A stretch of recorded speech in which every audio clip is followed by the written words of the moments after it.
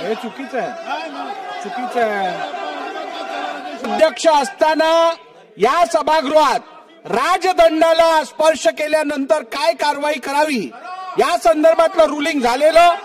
त्यामुळे नानाभाऊ मला तुम्ही पुढची कारवाई करण्यासाठी अजून मजबूर करू नका. आपण जागेवर बसा अथवा सभागृहाचं नियमित कामकाज चालू ठेवण्यासाठी मला पुढची कारवाई करायला लागेल. आपण जागेवर बसा. सभागृहाचं कामकाज नियमित चालण्यासाठी मी विधानसभेचा अध्यक्ष म्हणून माझ्या नानाभाऊ पटोले यांना दिवसभरासाठी सस्पेंड करत आहे.